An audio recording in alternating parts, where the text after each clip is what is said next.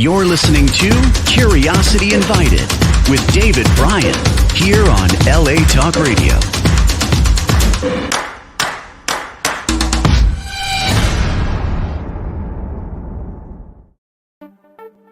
Hello, my name is David Bryan, and this is Curiosity Invited, a podcast inspired by endless curiosity.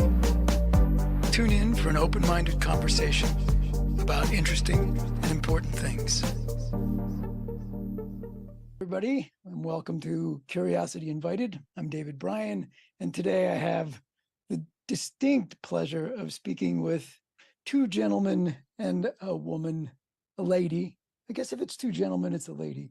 And they are, let me just introduce them briefly.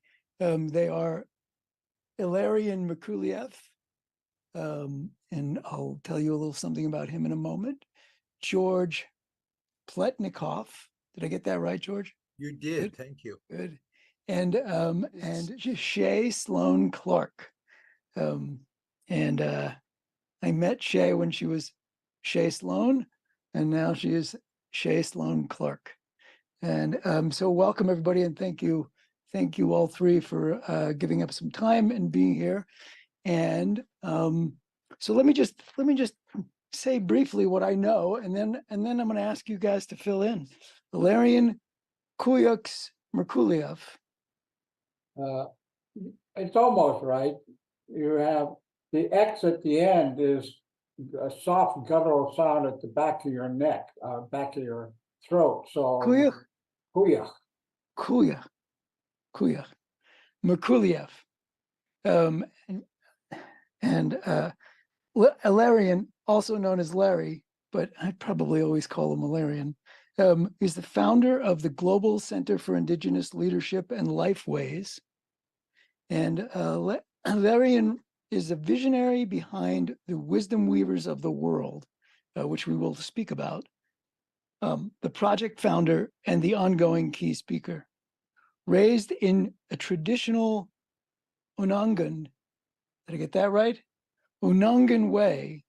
You might have heard them by the name that was given to them by the conqueror colonizers, the Aleut or Aleut, depending upon who's saying it. Ilarion received his Unangan name, Kuya. I think I got it right, at age 4, which is another thing I'm hoping to speak about. The name is given to one person in each lifetime amongst his people. Kuya means an arm extending out from the body, a carrier of ancient knowledge into modern times, a messenger. Today, he is living the legacy of his name. George Pletnikov was born and raised on St. George Island in Alaska. And I don't have much here about you, George. George, are you also Unangan? I am. You also, yeah. I And am. you are Unangan, and but you have this other piece of your history. Well, I hope we all speak about. You were a priest, an Orthodox priest for a number of years. And the other things I have is that I know about you is you have a degree in biology. So Yeah. and I don't know if you are still being a priest now.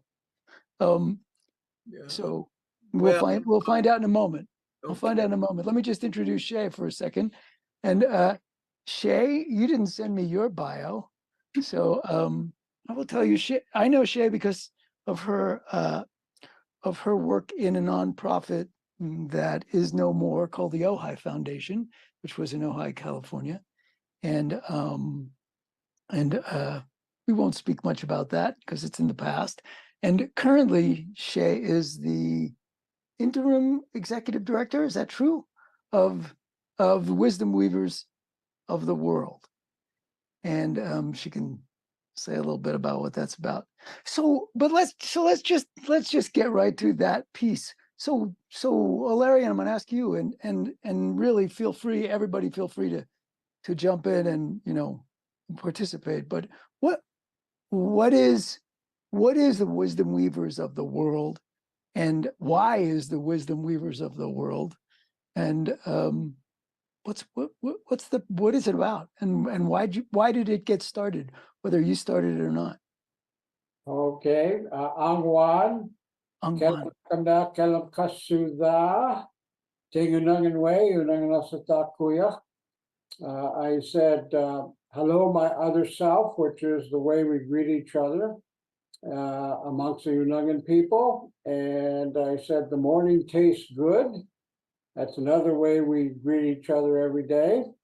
And I said that I am Unangan, which is Aleut, and we don't use that word because it's a word given to us by our former oppressors.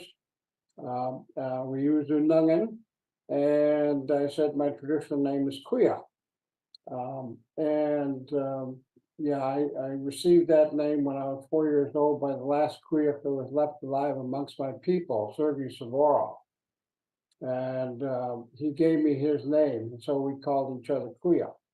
Now, the Wisdom Weavers is something that, you know, I was at a meeting at the Wild Foundation, and we're talking about what environmental groups do and all that kind of stuff. And I realized that, you know, we for 30 years, we have more, or for over 30 years, we have more environmental organizations around the world than ever before, than 30 years ago. And yet still the life support systems of Mother Earth is coming to the edge. And I wondered why and what I could do about it. And I thought, well, how about bringing elders from all over the world together? And so we did in Kauai in 2017. And we only asked the elders two questions. One, what is the state of the world as we see it now? And two, what must we be doing now? And so we did ceremonies in the morning every day from the different traditions that were there, and then talked during the day, and the results of which are encapsulated in a film that we produced from this gathering. And it was launched by Reuters worldwide in 2020 during Earth Day. And it was interpreted into 15 different languages, and we had 80,000 people that viewed that film the first day. So it was a good launch. And that film contains the messages from the elders for the world, and that's on our website, www.wisdomweavers.world. Yeah. I'll make sure, by the way, I'll make sure I put all that information about Wisdom Weavers in the link and the film posted so that people can access it and see where it is. But can I ask, okay, but why now? Right? I mean, so there's all these, why are you not simply, and I don't mean that in a bad way, another environmental organization? What's different? Well, what's different is that we're not an organization, but Say more. we have a team of people who work with the Wisdom Weavers to connect elders around the world and to get our messages out on various media. So we've been doing like 2 gatherings on Zoom a week for the last 3 years all over the world. And so we're getting the messages of the elders to the world out. And why now is that the elders feel like it's not a question about whether or not Mother Earth is going to survive. She survived for billions of years, and she's going to survive for billions more. It's a question about whether or not we humans are going to survive. And they feel like we don't have very much time left. We've got to act now. Yeah, thank you. And do you guys do the Wisdom Weavers or do other organizations approach you?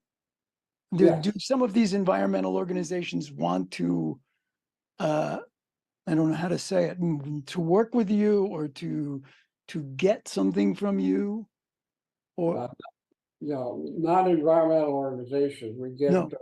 spiritual people, spiritual organizations, spiritually based organizations, and people from around the world that contact us. So this is a question. So the message, your message is not focused necessarily on the environment, but something else. So could you or George, could you say something about, and you know, you guys can fight about who's saying it. um, uh, say I have something about what that message is. Yeah. Sure. If you don't mind, Larry, I have a thought on that. Just to mention that I worked with Greenpeace for about 12 years. Hmm. They recruited me, and I worked here in Alaska and primarily with tribal communities. And when I talk about tribal communities, it's the villages. We have about 229 tribes in Alaska. And many of them I worked with trying, and this is the point that I wanted to make on your question, and that is that I can go to school and learn about biology, and primarily what I'm learning about biology comes from understandings assembled by the Western culture, which is a culture that is radically different than indigenous people's cultures. So when you ask the question that so you're really not an environmental organization, um, it kind of popped up in my head that what we have learned has come from the experiences of our ancestors and what they learned and what they passed on to us. Now, our responsibility as I don't know if I want to call myself a messenger of their knowledge is to continue to use that knowledge to create an understanding about how we perceive and learned about how creation and our survival are dependent upon what our ancestors gave to us. It isn't in the sense, it isn't a formal education. It isn't anything that we can learn from books, but it is something that they gathered together. You could imagine just about the Unungan people who lived out on the Aleutian Islands here in Alaska and survived for, as far as we understand, more than 10,000 years living there. And so when we gather with other indigenous tribes and groups, we're sharing our experiences and what we've learned from our ancestors together. We're not sharing theories or we're not sharing hypotheses, if that's if that's a good word. Or That's a lot of yeah, hypotheses. a lot of hypothesizes. And that what we learned that's very different than Western cultural ways, I think, is that it is intricately tied with our spirituality. it isn't sort of like science in that regard that Western cultures would think of, but it is tied closely to our spirituality. So you are underlining and emphasizing that difference between uh, both what you know about the experience of the planet or of the Earth and the things that are on it, and what the West knows, not just what they know, but how they know. And I guess, is it shareable?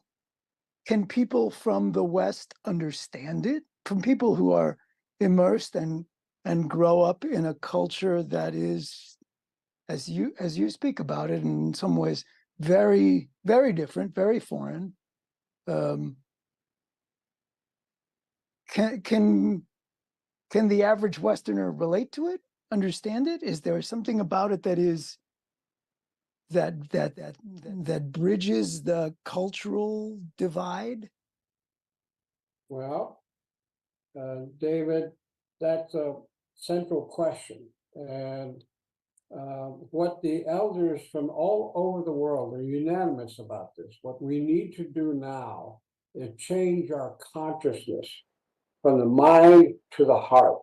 Well, yeah, and when you say we, you're not talking about just indigenous people. You're talking about everybody. Yeah, everybody. Got it. That the mind is now the consciousness that is centered around the world, and then we look at it as the seat of intelligence. But what I'm talking about is trans um, uh, I don't know what you would call it, but it's more than the knowledge that is contained in the mind. And the mind is the reason, according to these elders, that has that talks to us rather than our hearts talking to us. And that we can't tell the difference between the mind talking and the heart talking, because the mind is very clever. It makes you think that it's your heart talking when it may not be. And that this consciousness is the reason, according to these elders, the core reason why we have all the ills in the world. We have wars, we have the gross violation of women, the refugees, the political corruption, the deforestation, the droughts and famine, floods. All of these things are caused, were created by humans, and that we cannot just simply pray to a God that's like a Santa Claus God that says, please give me this, please give me that. That we need to take responsibility for our actions as human beings, and we must act now to change this consciousness. The heart is a place that I feel is our main connection with the divine, and that it contains peace and harmony and justice and patience and love and all these things that your heart is. That your heart never tells you anything that is what is being told to people now through the mind, which is disconnected. And that the elders are saying that the disconnection that we are facing is that we have disconnected from our hearts.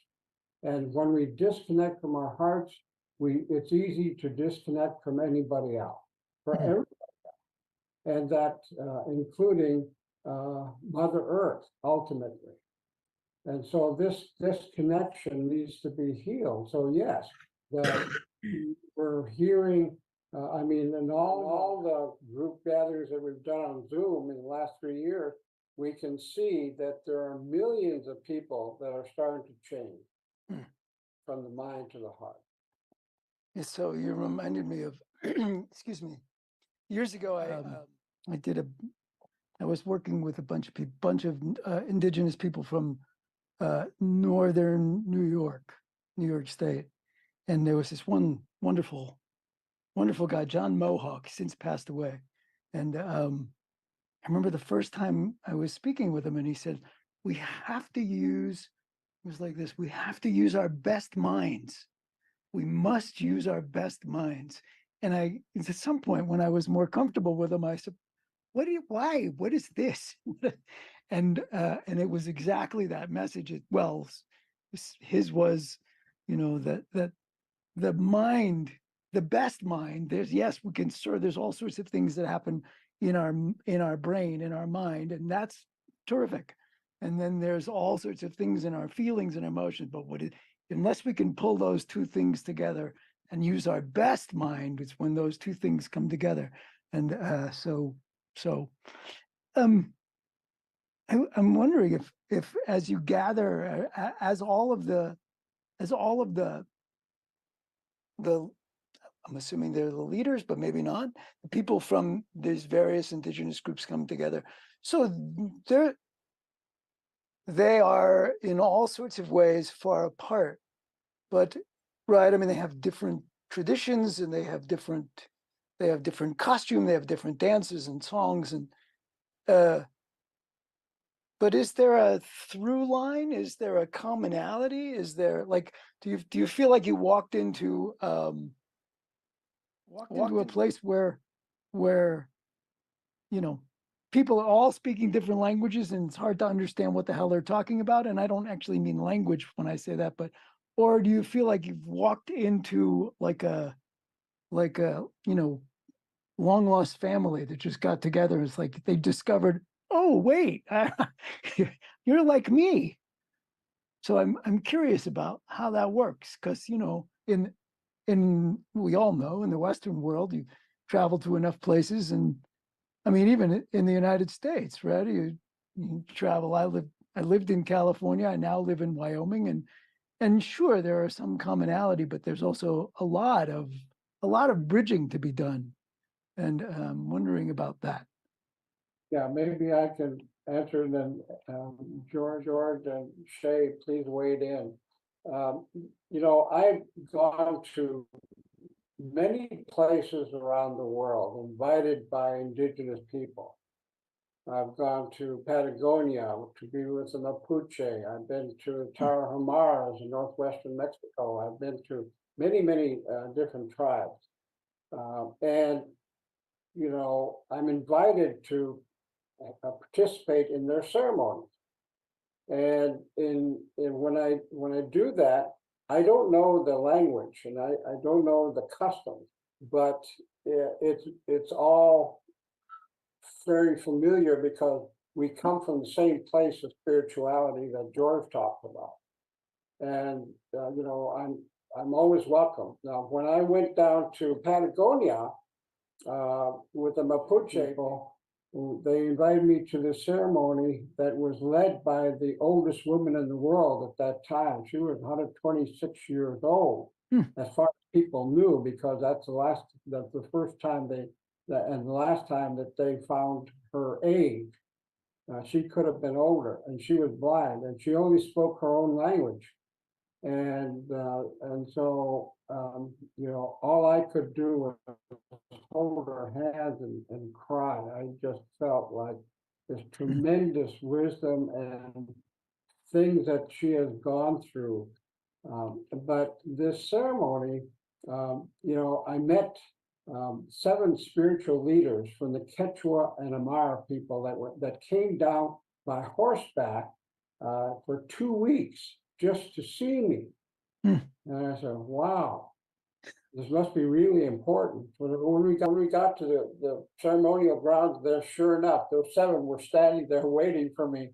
And they wanted to know what my name was, and how I got the name and what it meant. So I told them, and they said, they got together and they talked, and they came back excited and said, yeah, we have the same name, and it's given in exactly the same way, and it means exactly the same thing. This confirmed to them that that they were the go-betweens for our people and the people in Patagonia. Now, our people were sea people, and they said that our people came down by our kayaks, our ikyas, we call it, and they showed me a picture of a member of the tribe, and, and it was, I tell you, I could have, there would have been a twin on St. Paul Island for this guy that they took a picture of.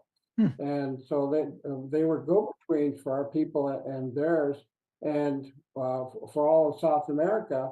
And what we did was exchange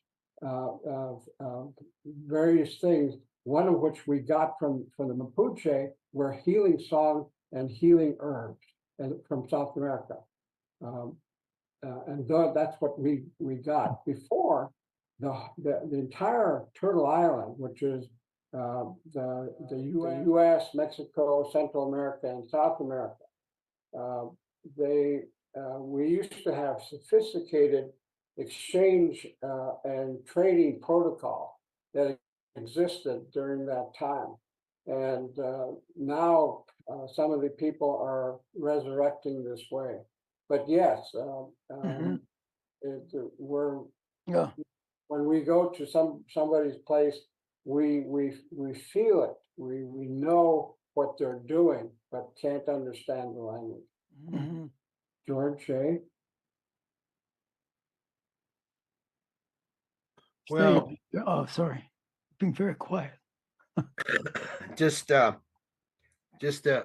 answer your introductory question about me and my priesthood. First of all, I am an alcoholic, and I'm recovering and have been for at least a decade. But I was ordained into the priesthood. I no longer serve or function as a priest, but that the bishop who ordained me said that, you are a priest forever, as the Holy Book says, after the order of Melchizedek. And in that capacity, my goal somehow was to figure out, and I'm still trying to do that, our Unangan people before 200 years ago. 200 years ago was our invasion, or how do they call that? People they come in and they're colonizing. And that was the colonizing stuff. So as Unangan, we've been Christian for only 200 years, and that's like, you're not even, boy, you have, we're just infants in terms of having any relationship and understanding of holiness and God in the Christian understanding.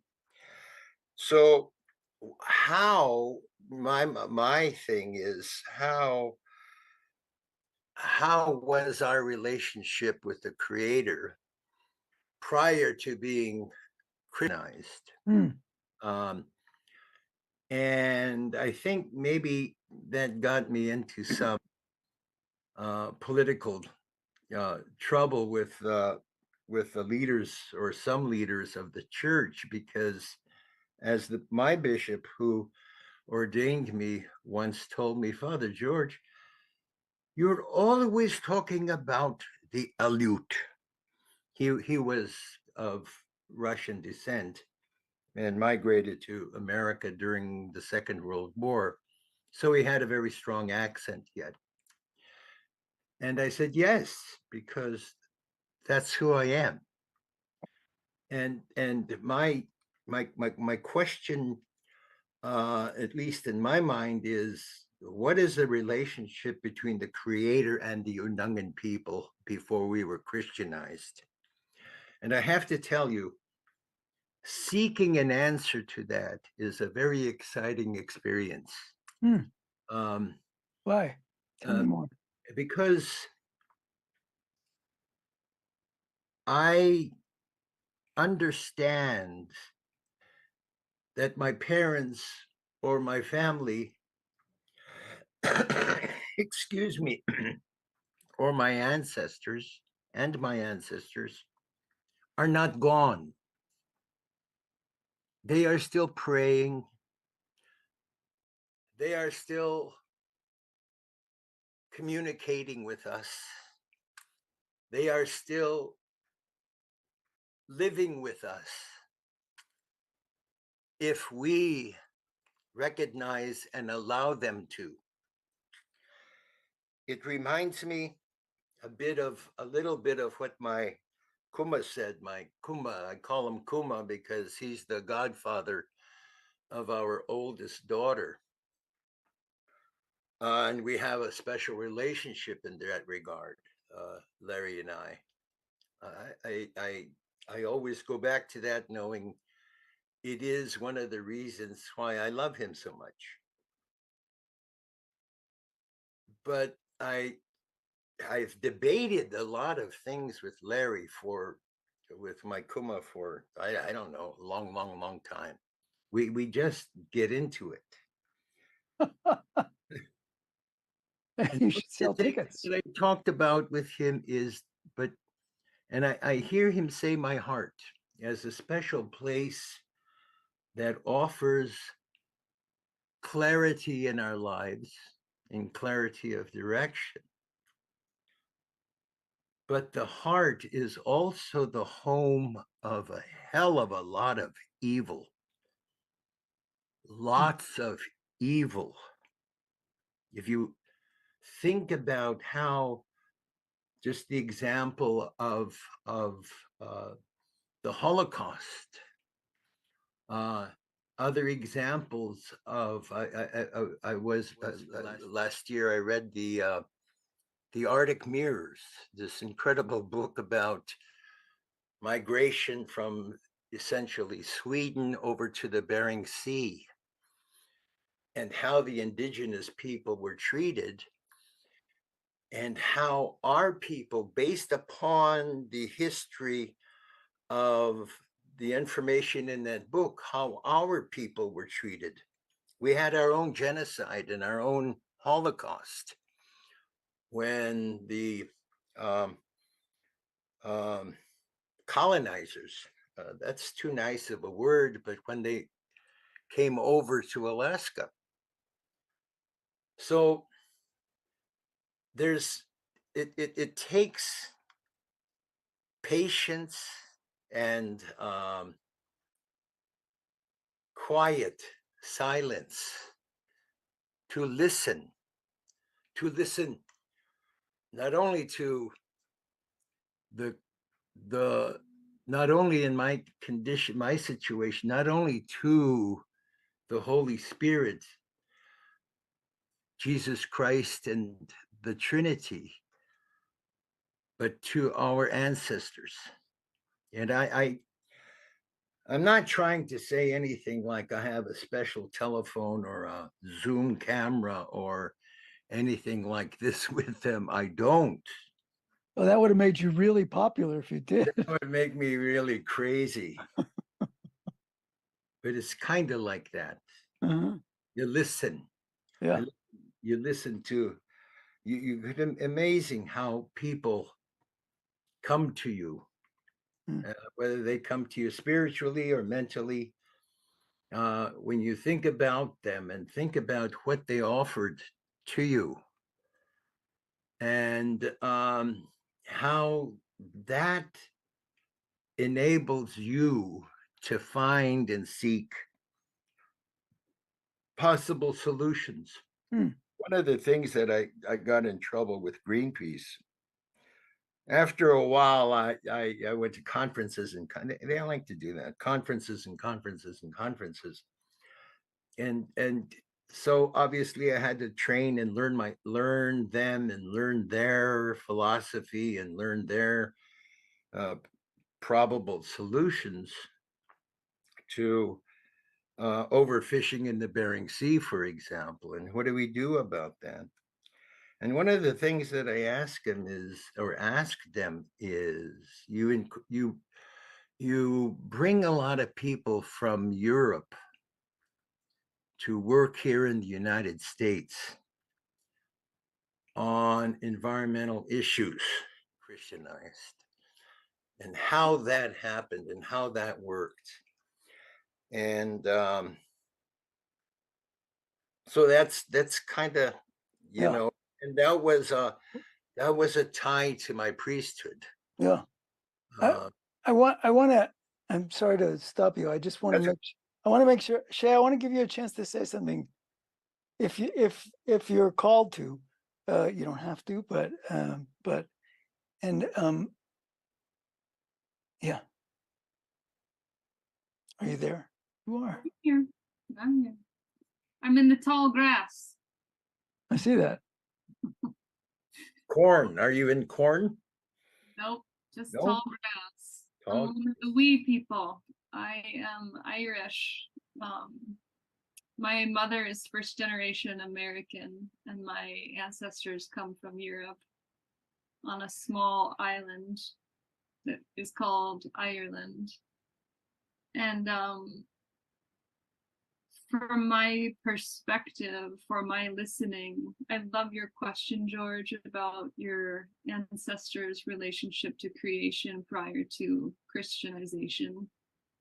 And I feel like I share the question of my own ancestors and, before, who were we before the Crusades, and who were we before the burning of the women and the healers of former times, and who were we before these perpetuated traumas, and who are we now, and how do we reconcile the capacity, Larry, in your words, of living from the heart and the purity that can come from that space, and then the traumatic harms that are lodged in our memory and that we repeat, what we've endured, we give unto others.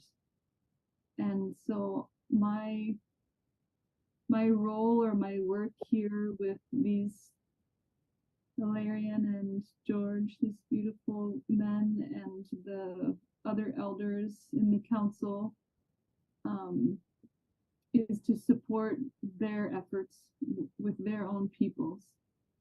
And so that's my role. I'm working as the executive director, and I kind of do whatever's needed to help them be able to stay focused on their own work without the entanglements of the bureaucracy and the organizational requirements getting in the way, which, as we know, are superimposed on other ways of being. So I hold that role here. And then I also do my own work related to ancestors and ancestry and working in other spaces where there are different elements. Then I will never center that. Like, I wouldn't interject in this Zoom call to say, well, let's talk about all the European, although I'm willing to. But there are other spaces where whiteness and the history and legacy and impacts of that is so often ignored. And we jump instead to solutions or saying things like, this isn't a political space, so don't bring up those issues. Where I feel and appreciate that a deeper healing or a deeper connection is possible when we can look at and be with the kaleidoscopic truth or impacts of these intersections. And so, I'm here and I'm listening and happy to speak, and also happy to not. And yeah, thank you for the invitation and the chance to be here with all three of you. Yeah. Yeah, David, Please. Yeah, please. what George said is very true. And I hope that people take that to heart. We had none people had our own Holocaust, where 80% of our population was wiped out in 50 years. That's quite a bit. Mm-hmm. And we we have a remarkable group of people that we come from.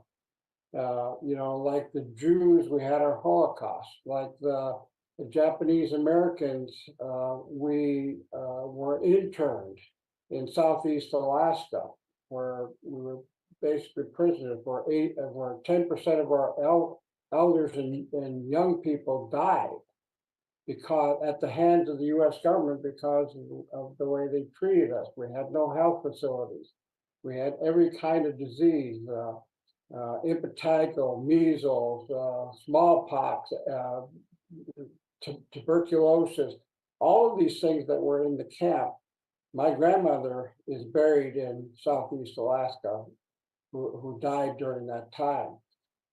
And like the Black Americans, we were enslaved, and we didn't achieve our political independence until 1966. But yet we're still here after 10,000 years because of the inspiration of our people and the bravery and courage that they had to be able to live to this day. And this is the legacy that we carry that is so important now. And if it wasn't for my people, I wouldn't have had the intelligence to call together elders. So I give them a great deal of credit.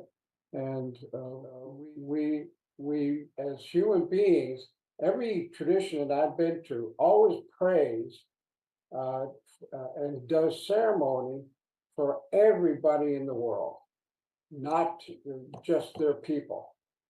And they still do this to this day. They're praying for that our people will wake up to what we need to do now. Can we figure out how to recover the connection? It's not even a connection. The obvious, like, you know, you cut me, I bleed. I cut you, you bleed. Right? I mean, it's like there's so many ways in which we are the same. There's so many ways in which we are the same. We're fragile, much more fragile than so many other creatures. You know, we certainly don't know everything, but there's so many ways. And I think it's really important to try to wrestle with the challenges of our histories and our terrible histories, the terrible histories of interaction between whatever counts as the West and indigenous people. And I guess, you know, there's one of the things that's floating out there for me is, you know, the people you live with, the people you live among, right? I mean, your people, the Unongan, or I know I'm saying it wrong. Is there I don't mean uniformity like everybody's brainwashed. I mean, is there a widespread sort of embrace of traditional ways, or do you meet resistance among your own people? And how do you wrestle with that, or do you? George, why don't you start off?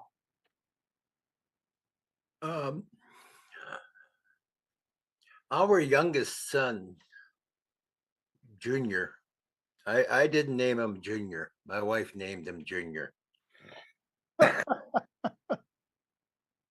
He just got married a year ago. He lives out at St. Paul Island. And he has a little girl who, by the way, is... Anyway, so they came and stayed with us for these last 2 weeks, largely just to be with us for our wedding anniversary. We celebrated our 50th anniversary a few days ago. Happy anniversary. And so thank you. And so they wanted to be with us to do that. And he teaches the Unungan Tunu, the Unungan language. He teaches the Unungan language on St. Paul, which is very, very challenging to him, because he struggles with validity. And is this something that is going to have long lasting use or importance or whatever else term you want to throw at that? And he struggles with that. And we spoke about it briefly, he and I, and in relationship to our Unungan nation. One of the things that we did not and do not have is a written history or a written language as Unungan people. And so most of what we may know about our history is either told by some elders who, well, okay, they're going back 20 years. Oh, okay, they're going back 50 years. And it's very, very narrow of time in the past and not much to depend upon in terms of, okay, well, then how about 500 years ago? Well, yeah, no. One of the things that my son and I talked about was not knowing who we are, that we roam around on these really very difficult islands and environment, storms, rain, monsoons, all kinds of stuff. And fog. And it's not very comfortable, but it's our home, and yeah, many of us love it. But we're roaming, trying to decide, or at least have an understanding of who we are. Even to this day, most of the people will not call themselves Unungan. They call themselves Aleut. And here's a very interesting brief story on that. The bishop of the Orthodox Church went to St. George Island last May to celebrate the feast day of the patron saint of that island, St. George. And in one of his interactions with the community, he said, yeah, the St. George Unungan Orthodox Church, instead of saying, and I've been sort of lobbying about this or talking about it for, I don't know, 20 years, ever since I was admonished by my bishop, you're always talking about Aleut, is that it should be the St. George Unungan Orthodox Church. We ought to have a relationship with that. It should be ours. It should be our church, not the St. George Russian Orthodox Church or the Holy Ascension Russian Orthodox Cathedral, but struggling to find out what it is that ties us to where we live, who we are, and our ancestry. And because we don't have that relationship, you could understand that a lot of we were talking about how much evil there is in the heart, that, and of course in the mind, but that other problems befall us. Depression comes, suicide comes. So it's like everybody else's communities all over the world. But drug problems come, alcoholisms come, And now we have, I have one of these things, oh, hi, my baby. Yeah, wait, I have to answer it. Okay, what were you saying? Oh, okay. Well, wait, I got a very important message from Shay. I have to answer it now, Oh, you're doing theater.